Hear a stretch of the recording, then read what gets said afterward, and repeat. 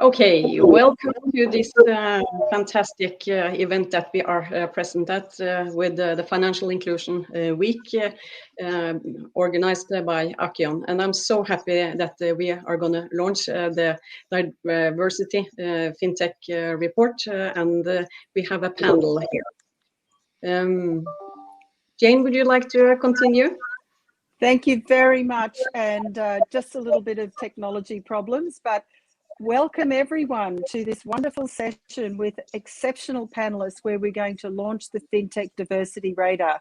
And I couldn't be more excited. And big congratulations to Findexable, Simon Harvey, Denise Ski and the team. Awesome job. So why does it matter? It matters because women control already $30 trillion worth of consumer spending in the global economy. We know that improving women's economic participation could add, in Southeast Asia alone, $90 billion to regional economies. And we know that more diverse companies generate 19% more revenue and 9% more EBITDA. And we're going to hear a lot more about how we're going in the fintech sector. But investing in women matters and it makes good business sense. So we have an absolutely outstanding team with us here today. And so I'd like to just go around the group and ask them to introduce themselves and tell us a little bit about what they do. And I'm really looking forward to the conversation. So let's start with Dr. Mwangi. Thank you. I'm James Mwangi, the Group CEO of Equity Group. Equity Group is a financial service group that operates in 6 countries in East and Central Africa. It's the largest financial group listed in the Nairobi Stock Exchange and has the largest asset base in the region. Primarily, we focus on small and medium enterprises. 72% of our loan book is in that segment. And I'm glad to say 54% of our loan book is held by women. Thank you.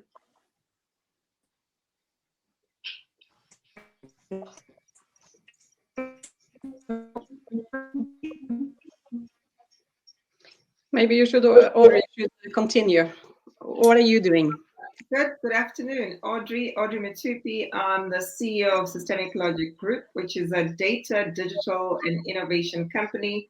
And the fintech space, I think the way to describe it is we are passionate about driving fintech and more important, including women and disrupting locally, regionally in the continent. We do work in the continent, but also outside, really reminding everyone that data is the new gold. And with that, the innovations, there's nothing that we're going to be talking about today that will be scaled across geographies without technology. And that's what we're here. Thank you. Thank you, Audrey. I'm Susanna Hannestad, the CEO of Fintech Mundi. We are a global accelerator that is helping the fintech around the world to scale. I'm based in Oslo, so of course the Nordic and the Baltic is close to my heart in that sense. And since we started Fintech Mundi in 2015, we have worked closely with Findexable, helping them create the global fintech index, and now being the chair of the advisory board together with Audrey to get this fantastic report up and live. I'm looking forward to do the presentations afterwards.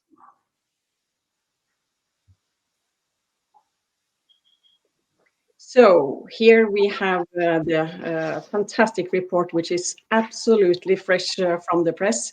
It's launched just at this minute, and it's an extensive report that is a lot of global collaborations all together. So, of course, we couldn't have done it without Findexable, who's running the whole show, and together with the data partners, because this is all about having science-based data. So the Illinois University from US and Crunchbase has contributed extensively. And then we have fantastic sponsors in CB 911 and FI 911 together with the GTBS. These companies are, of course, run by female executives. So for the next slide, Here's the highlight. There are some works to be done. Women are stepping up, and we see that on overall 6% of the companies that we have invested in or done research with are founders who are female. That's not the biggest chunk if you go all the way over to 100%. So in between there, of course, the men are doing, so they are in the lead here. However, I would say that there are two regions that are standing out. APAC with 7.8, so doing a great job, and then Africa. I assume Audrey and James, they will come back and tell why Africa is doing so well, having female founders. On the overall, 1% of the venture funding is to sole women-founded firms. 1%, a way to go there. And then the 6% of founders are women, and then we have 9 out of 10 fintechs are solely founded by men. Hence, some work to do there. And then 9 out of 10 board seats are held by men when we're talking fintechs. If you talk financial services and other industries, the board members are higher on the female quota. If we then go to the next slide.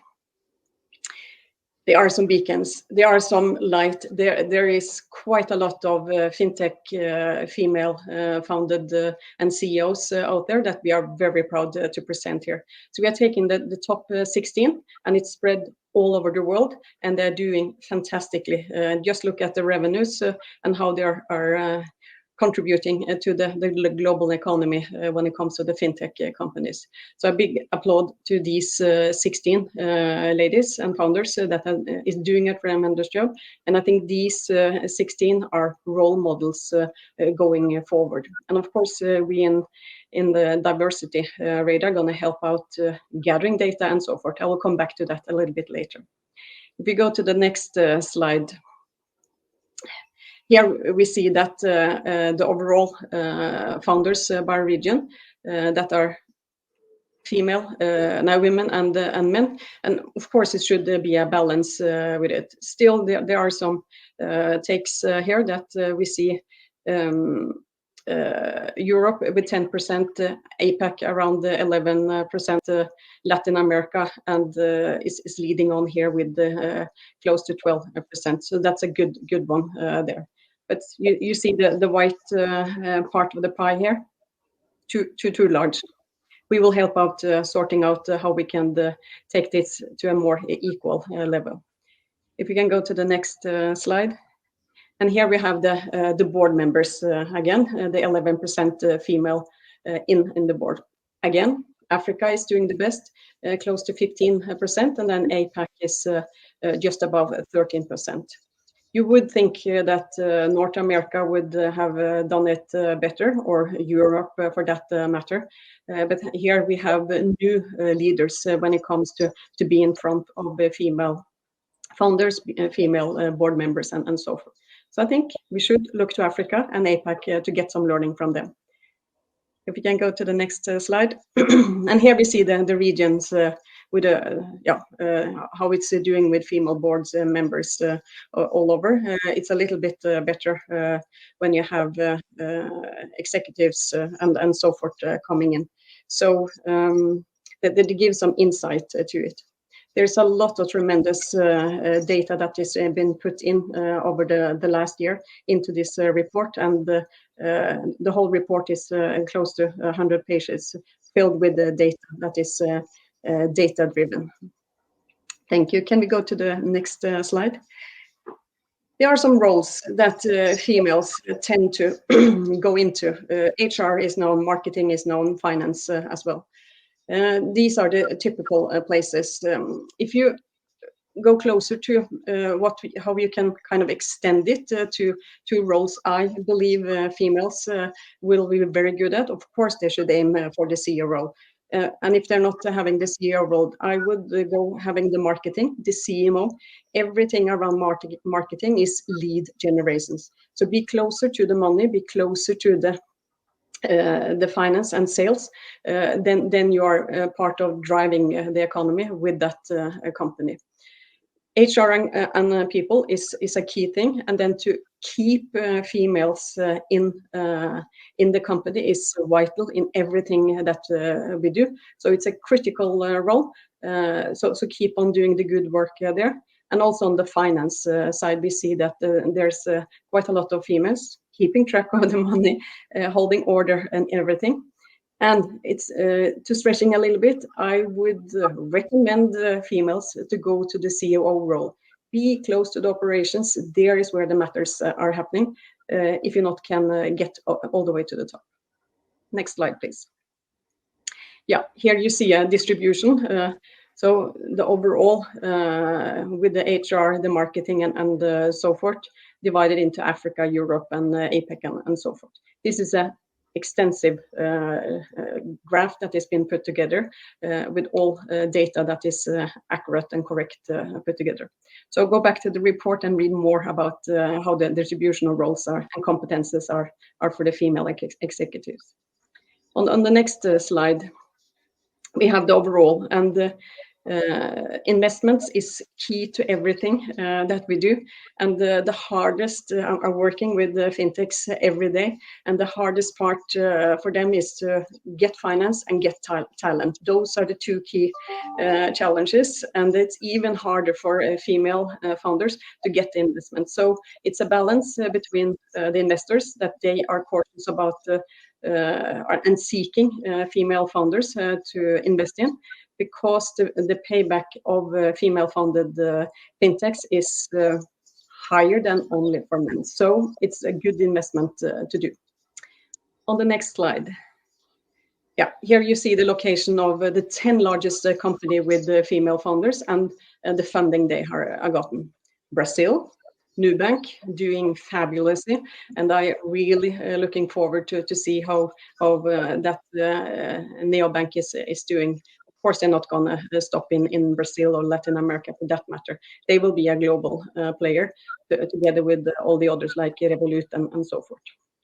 China is coming up. We know it's a lot of money over there. It's a lot of people over there, and they are becoming tech savvy. And hopefully, also the females will take the charge in China, together with the rest of the world here.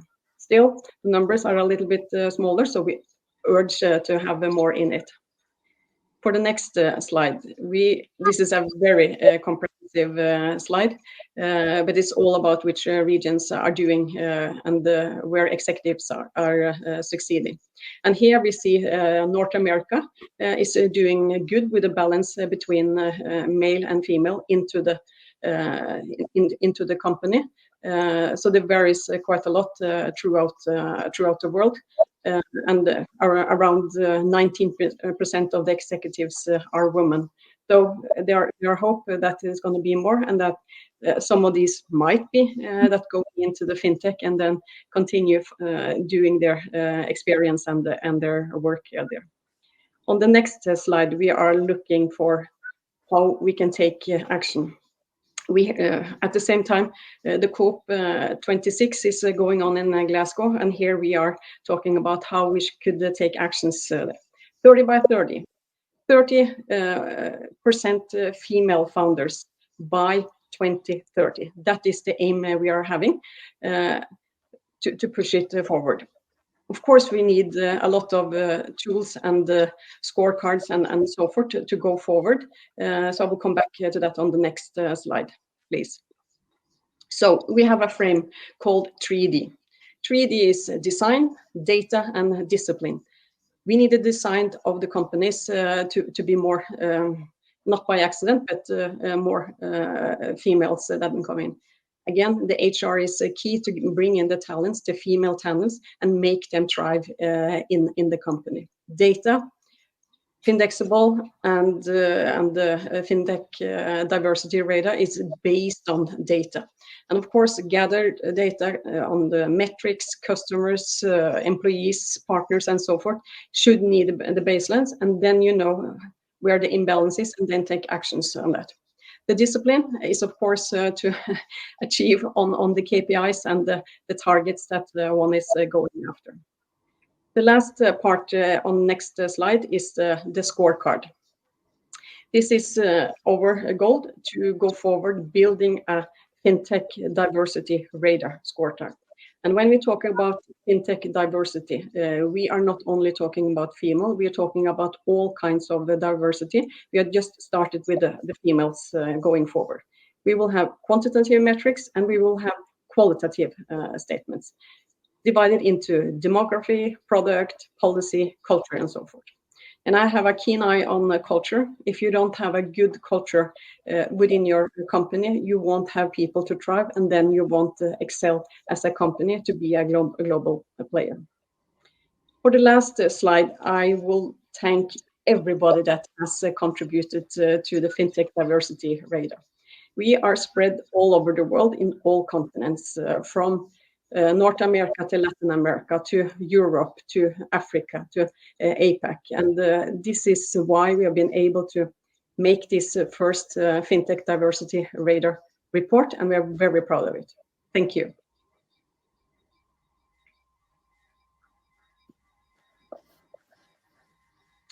So, since we don't have, there we have Jane. I'm going to try it. If I go off, I do apologize. So if you can hear me, let's get right into it. So thank you for a fabulous report.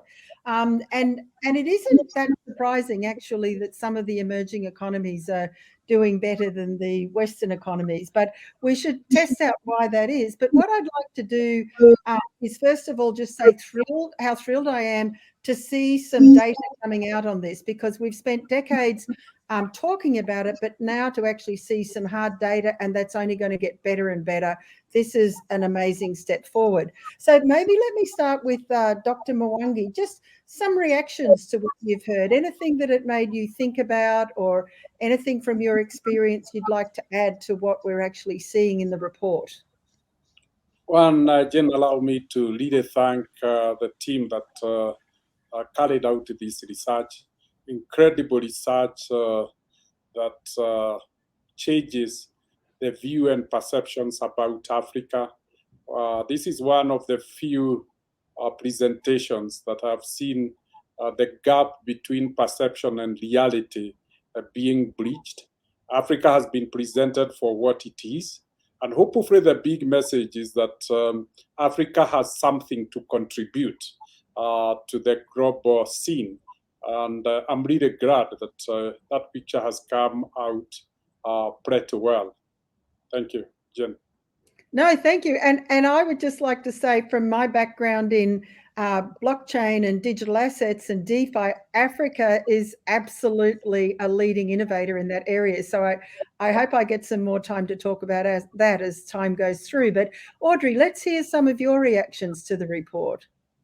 I think, first of all, to thank everyone, and then echo Dr. Mwangi in terms of that closure of the gap in perception reality. The African story is an interesting one, because we, in a continent where more than 58% of the women anyway have an affinity towards an entrepreneurial approach. So it's in our DNA. I think Dr. Mwangi and I can share stories of mothers, parents, women in general that we've seen who are always out there looking for opportunities in an entrepreneurial approach, which always frustrated me in terms of the gap to funding that we just saw recently, in fact, in the report that's presented. So in terms of my reaction, the first thing is to say, absolutely, it's good to see the numbers on the table.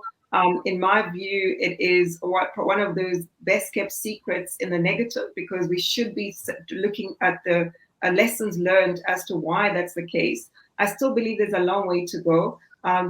If we start measuring, what we're doing with Findexable is fantastic. What gets measured gets done. Dr. Mwangi has said often in everything that he drives, and I say that and echo that. If we start using these measurements to not just look at the successes, but also say what makes it work and how do we actually cross-pollinate the information for further growth, perhaps we can start picking up on the nuggets of change here. Look, I think so, Audrey. And I think also once we've got the data, we can start prospectively predicting and looking at what we think is going to happen based on the evidence of the past. So I think building that data and those data points is going to be incredibly important. But let's just talk about, so we want to go the 30 by 30, 30% by 2030. what are some of the things that firms should do and some of the actions that we need to be thinking about? So maybe Dr. Mwangi, you can start, and then we'll go around Susanna and Audrey. I think the first one is a deliberate and intentional strategy of being more inclusive, deliberate to include more women. I think for seeking to understand. The data that has come out about Africa shows a young continent that missed in the first, second, and the third industrial revolutions, but that is positioning itself not to miss on the fourth revolution. It also means the place of informal sector. Africa is heavily informal and decorporatized. And maybe that is the structure that is offering young people and women particularly the opportunity to make their contribution. The third one, of course, is challenges. There are quite a number of challenges that needs to be overcome, and that maybe is what inspiring women to be part of the solution. And maybe this should be a call that as we seek solution, women, there's one area that we can do well, the fintech space. We have now seen that over the last 20 years, the top 10 companies have ceased to be manufacturing industrial conglomerates, but they have become fintechs. And so essentially, if we want rapid transformation, this is a space for women. The third area that I would propose we focus on is education. We should really have education that helps problem solving, critical thinking, and education that is shaped to help society overcome its challenges. We've heard about STEM courses. Maybe that's an opportunity for us to think deeply. The last one is issues of culture. We need to negate, we need to do away with the repugnant cultures that have held women back. If that is why we are not at 30%, 40%, then we need to think through. Equity is a testimony that women can play a critical role. The majority of the leaders in the equity group at the very top, whether it's at the board, executive leadership, and senior management, is women.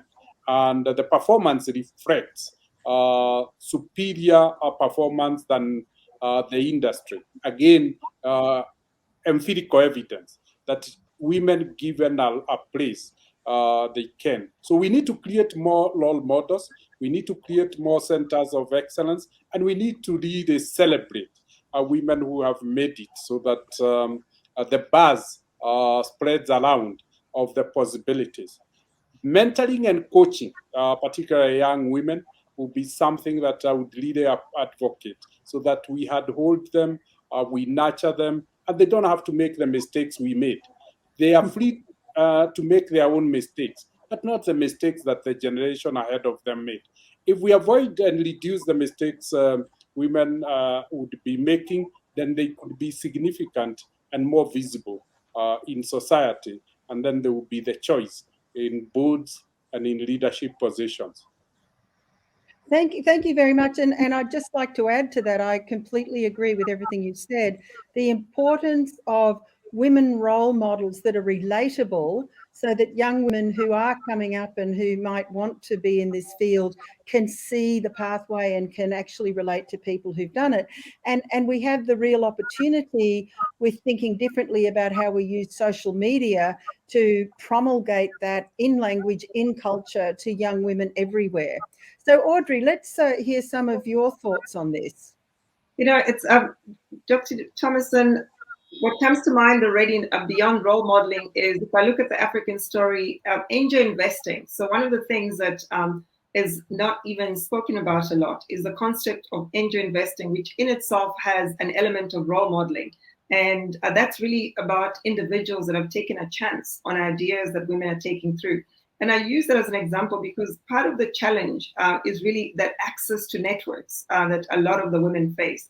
And when we speak about women, it's also important to sub-segment and say that there are different segments of shifts that are required. So if you look at women that are in areas that have no connectivity, for example, a journey into fintech becomes a challenge. So how do you then create ecosystems in those spaces, partner with big corporates to create access and create connectivity, introduce edutech, introduce agritech, things that are relevant to them. Now, if you look at the conversation around STEM, when you go to that extreme end, now you're entering a space where in the higher end of the categorizations, young women coming out and aware of social media platforms, aware of the use of technology.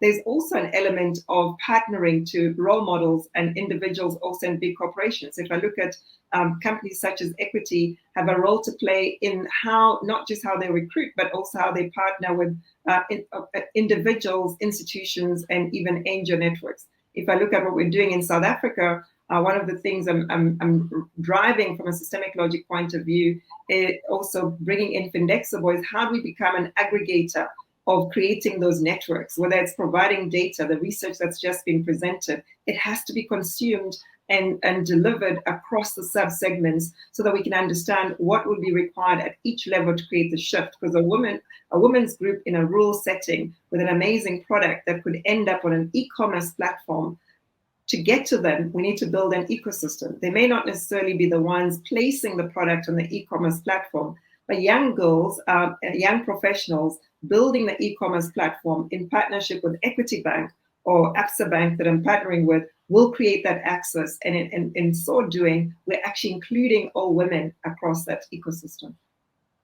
I think that's very powerful. And then, of course, the potential with technology now to create those aggregating platforms is here. And one of the things I was thinking about as you were speaking is there are already multiple networks in Africa that women are members of in different ways, and how to bring them together so you're linking up these millions of women all around the continent so that they can exchange and learn and trade and undertake all sorts of other activities would be really powerful. So, Susanna, you've been quietly waiting for an opportunity to share some of your ideas, and thanks for a fabulous presentation.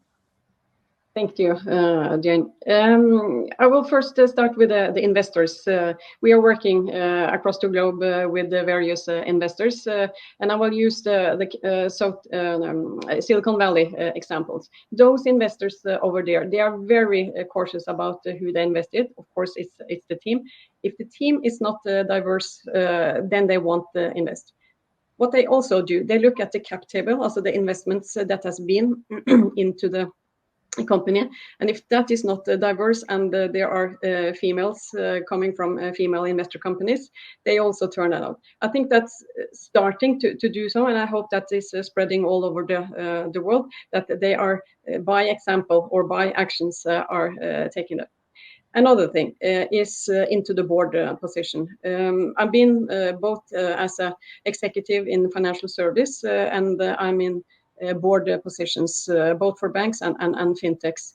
And what Norway did way back was to promote on the bigger companies, those who are on the stock exchange and so forth, that they needed to have at least 40%. You need a balance between all the genders and all diversity. That has led the rest of the world to kind of adopt these things. And you all, of course, needs to have the best people, whether it's a man or a woman into it. But that has turned out a pathway into to the boardroom. And then what I always say to female that would like to come into a board position, start with a fintech, go all in, learn how they're doing, be active with the strategy, network and so forth. So that, of course, you need. And the third one, mentoring females that are having potentials to become a founder, to become an executive, to be part of a fintech company. Women have a tendency to be a little bit more risk averse compared to men. Of course, it's always individual in men, in women.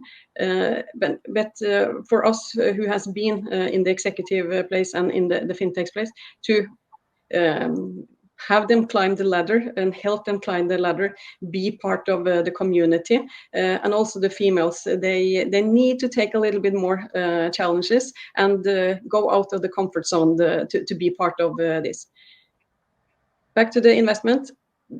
for the last 3/4 of a year, that industry that has gathered the most investment is in fintech.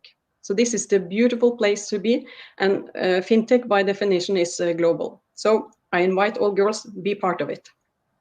Thank you. And I want to just go on. There's a couple of questions coming up, and I'd like to take up one or two before I ask you some more questions. But one is saying, are there opportunities to support poor women?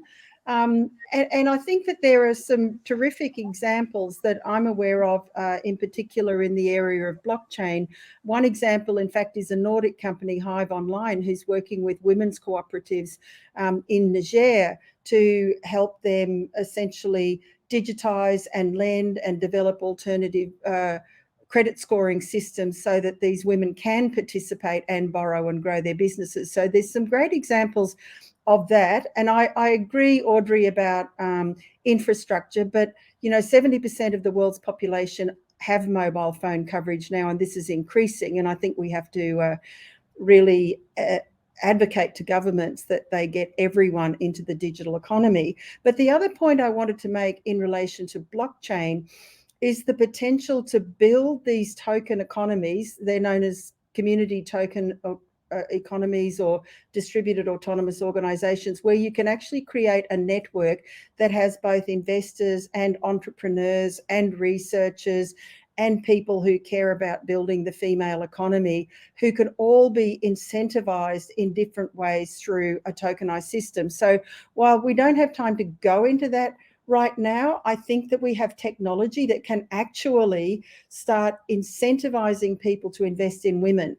And I would really like to see that built, and am in conversations with a number of different groups about how we might do that.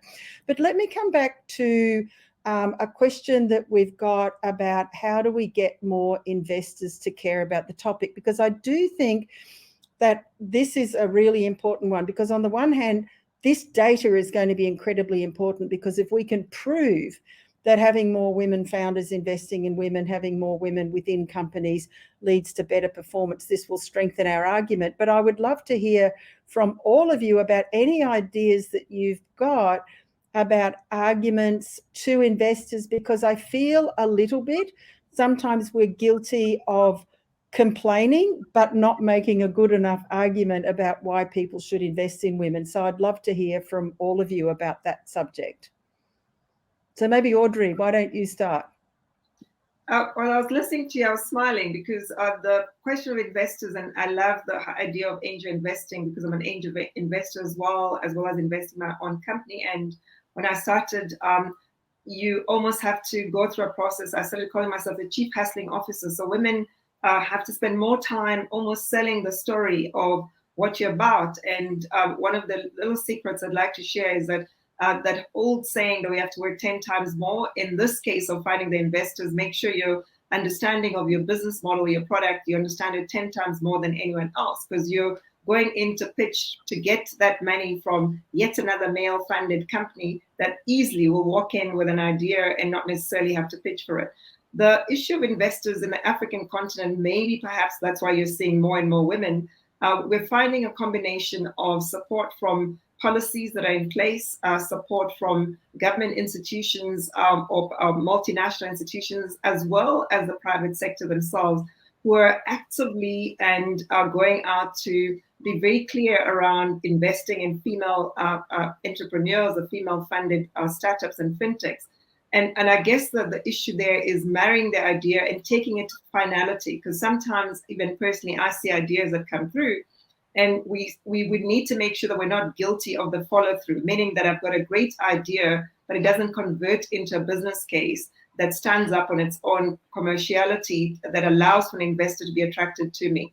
And then go out and leverage. You talk about all the organizations and initiatives. There are plenty. Collaboration and partnership is key.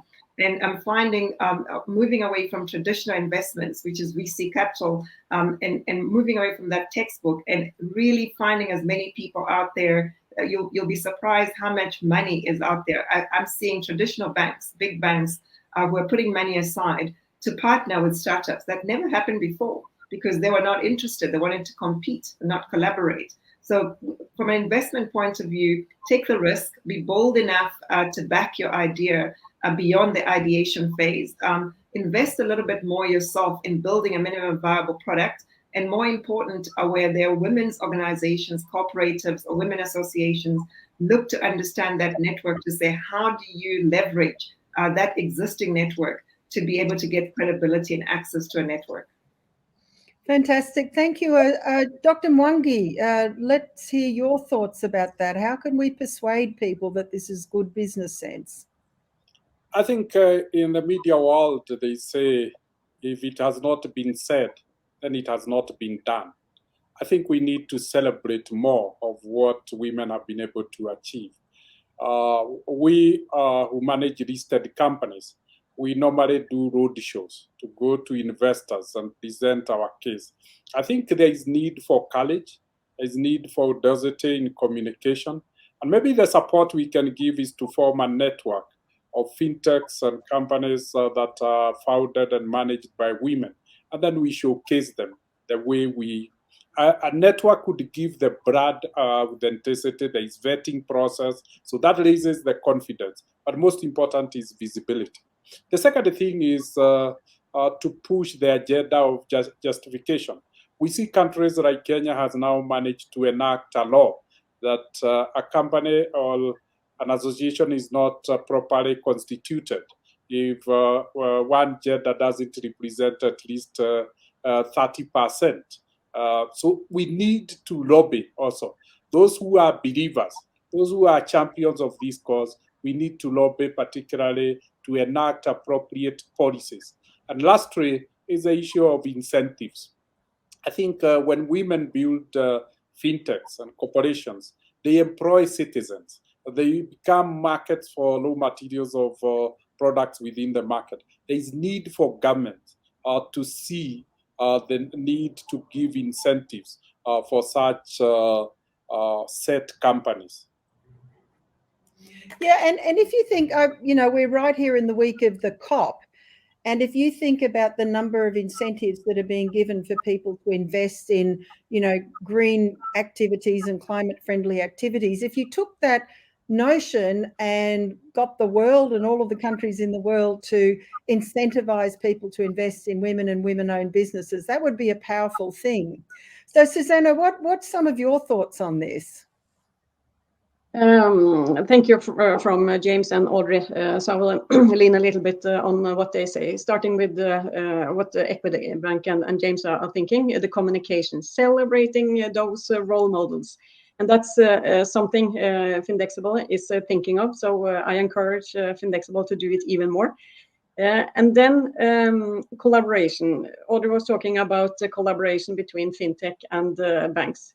We saw in 2015 that when fintech came on, in particular here in the Nordics, and there was a kind of a quarreling, should we neglect the fintechs? Should we leave them out from the bank's perspective?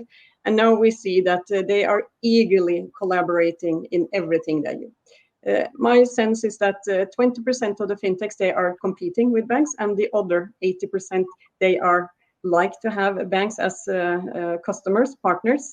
So that is encouraging. And then I come to the third one, which is how ecosystems or accelerators. I would use MasterCard Lighthouse as an example. They are inviting regular fintechs, and they are inviting massive fintechs, which is impact, sustainability, and so forth. For those, so they run fall and spring with together 20 companies and applications and all this. How to get in? One of the key elements is you a female CEO? Are you a founder? Do you have the executives that are females altogether? So that is a key to get into the program, and this is all about the partnership. Open up to banks, open up to investors, open up to potential customers, and so forth. And I think this is a incitament to follow MasterCard doing this in the Nordic and the Baltic. And I heard recently that MasterCard have actually set up a $3 billion foundation for Africa. So there must be a way to go and talk to MasterCard and corral some of that money for this very important purpose. But let me just kind of summarize a little bit some of the things that we've been talking about having champions, about incentives, about getting access to finance for women, about improved communication and education and collaboration, celebrating role models, and also trying to find a way to aggregate, because even in the questions that we've got from the audience, there's one from a startup fintech who's saying, do you know of VC angel funds that they can pitch to that will support women-led fintechs? So what I want to ask all of you now is, what are the kind of concrete actionable steps that potentially could come out of the launch of this report and come out of the information that we're learning from this, that we and others might be able to collaborate to follow up on, so that we see not just that this report's there and we say it's interesting, but we're actually driving to that 30 by 30 goal. So who'd like to have a stab at that first? I think that's, yeah, go ahead. You want me? I'll maybe go, Susanna, and then Dr. Mwangi can go next. Thank you. I think taking actions on the investors part, and you're asking how can we in Findexable do something? Of course, with a big database, also including investors, and then to mark those who are female friendly investors. That could be one way to have a matchmaking one way or the other. This is not the core of the work for Findexable, but can be helped out to make sure that these investors they can be visible for the female founders. Thank you. Dr. Mwangi. I think this data is a very powerful tool. I think what has been lacking most is one stop place for data on fintechs and women programs. Now that it's available, the question is how we share it, how we distribute it, and how we actively promote the concept of supporting women investors, women fintech owners, and women CEOs. Once that data is there, that agenda needs to be sustained. And maybe Dr. Jane, you could help provide leadership in the sense that we could articulate on behalf of the research team that did a great job. And whenever, for instance, like Equity is doing its quarterly presentation to investors, we should be carrying a slide or two on this data that we think would be able to help change the narrative or tell the story differently. And hopefully that will create the interest that will captivate the meeting of the minds, the collaboration of investors and innovators. Thank you. Thank you very much, and just thank you for mentioning me, and it would be a pleasure to lend whatever skills and networks that I have to this. But Audrey, what are some of your thoughts on how to really drive actions as a result of this report? I think, Dr. Jen, I'll use a real life example of the four of us here. I mean, yourself and Dr. Mwangi. First of all, Findexable report is a year old. So we're talking about a process that took a year. It's a first year anniversary, so there's action in there. If I look at the four of us, the two of you have generously offered your time as ambassadors for Findexable and the Fintech Diversity Radar, bringing in the skill, experience, and acting as connectors. So already you're doing that. You're going to be acting as connectors to ensure that this information is actually delivered and executed. And if I look at what Susanna has done over the years as one of the founders of Fintech Mundi and the passion around that, it's not around the numbers. The numbers, Dr. Jen, give us a sense of a compass of where we need to go. As uncomfortable as the numbers make us, we now need to make sure, I saw when you mentioned the question around a startup that's involved, asking for where to go to next, I can see this process evolving beyond the numbers to creating a network of connections. I know that already Findexable is working with 100 women in finance, 100 women in fintech, So that collaboration is real. And in that collaboration is an opportunity to unleash investment opportunities, because a startup that's sitting in 100 Women in FinTech may not be aware of the fact that Dr. Jen has a fund that's available specifically for that FinTech startup that we're looking at, that's women. And then I think from a geographical point of view, taking some of the lessons learned here and sharing the best practice. So why do angel investors succeed in the African continent and not in South America or Europe? What is the lag? What are the issues? Why do we have more female board members in the African continent? Is it just the policy? Is it the nature of the collaborative environment? Can we shift some of those policies and in an actionable way transfer those skills? And then in the celebration that Dr. Mwangi talked about, how can we use this platform with the data as we report on the data to also talk to the actual successes and utilizing examples of real fintechs across the continent, and not just the successes, but the pain points, because the journey to that 1% and 2% also has some tumultuous moments. Thank you. Thank you for that. And Susanna, I'd like to just get any additions from you before I want to make mention of some of the new possibilities, again, that are coming up with decentralized finance for fundraising for people. But Susanna, how about you? Yeah, there's so much good insight from the three of you that has come up. But I will just take the celebration, the education, the funding. These are things that we can bring forward, and everything needs to be data-based. Otherwise, it's so hard to go forward with a scorecard and so forth. But the actions to put that into into a plan and go do it. I think that's go to the start and use the basis that this report has created with a fundamental data across the whole world. Thank you. And look, I'd certainly like to see, I mean, looking at all of us, we're not in the millennial or Gen Z generation who are going to be the people that will be living in this future that we're building. And I'd really like to make a pitch for us getting assistance from people who really understand social media and absolutely building these huge networks of young people using probably things that we don't use, like TikTok and Instagram and so forth, but think about how to use the power of that, which we can see so much in other areas, to see if we can escalate the stories that we want to tell, and also the power of podcasting, which, women in emerging economies, many of them have mobile phones, and now we have voice-activated devices that they can also learn and get some of these ideas from. So I guess I'd encourage all of us to not just use the traditional means, but to think about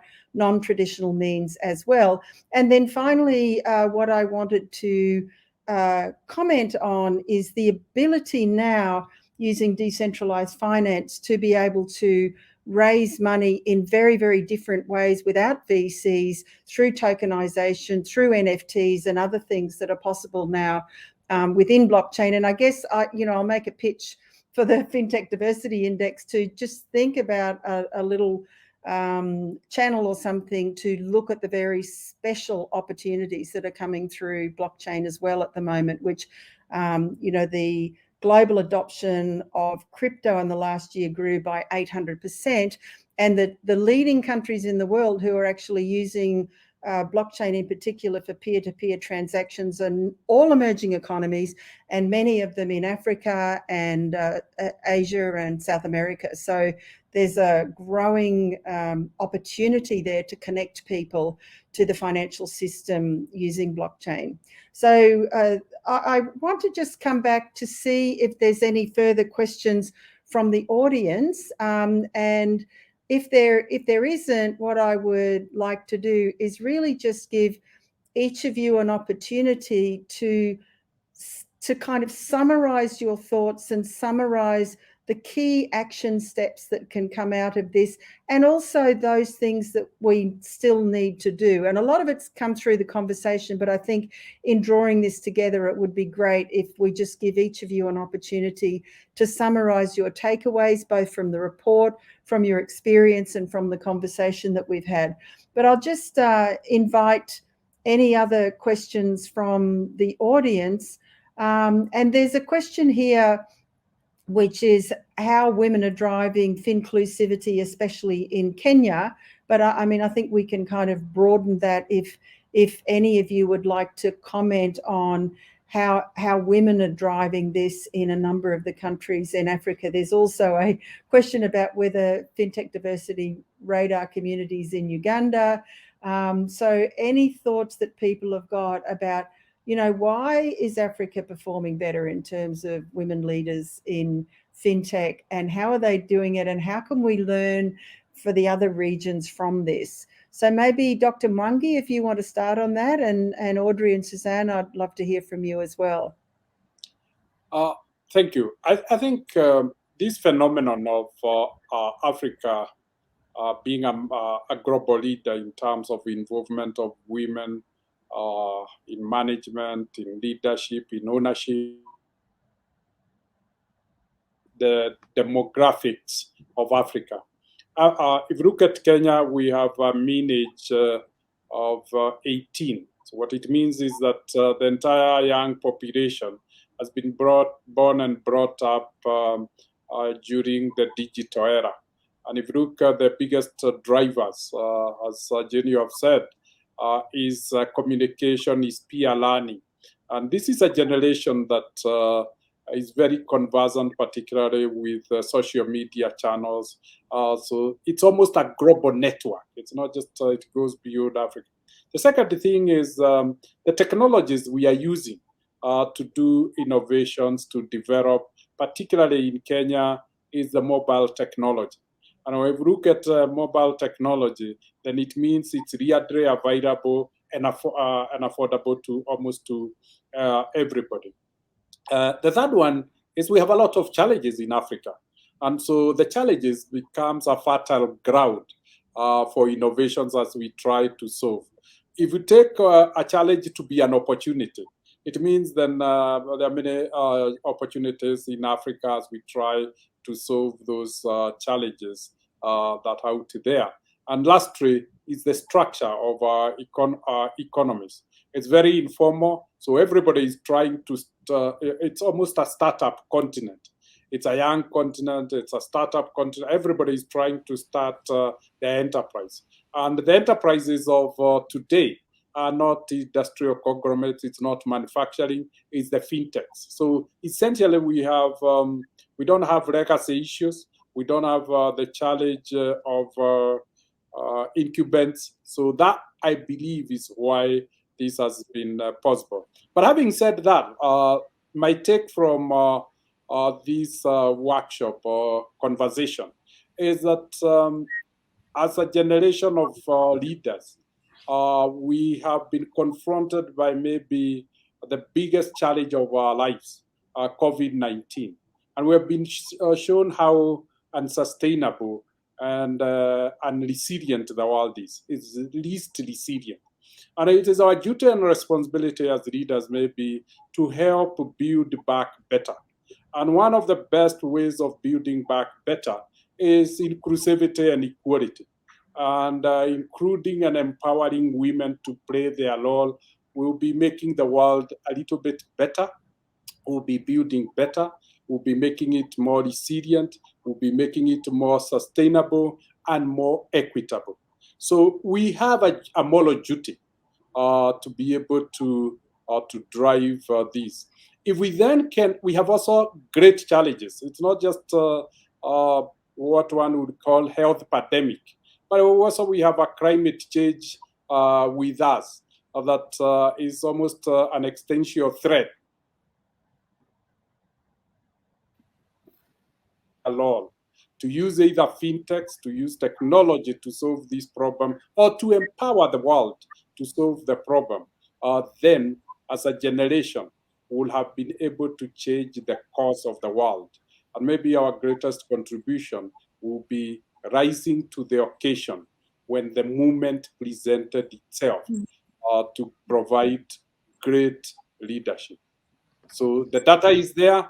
We can amplify the data. We can speak for it. We can champion, and then we will have booked ourselves a line in chapters of history that when that movement in 100 years came, we never missed it, and we used it appropriately to change the course of human destiny. Thank you. Thank you. I mean, that's tremendously powerful. And you are indeed right. This has been a pandemic of inequality, and we've seen it all around the world.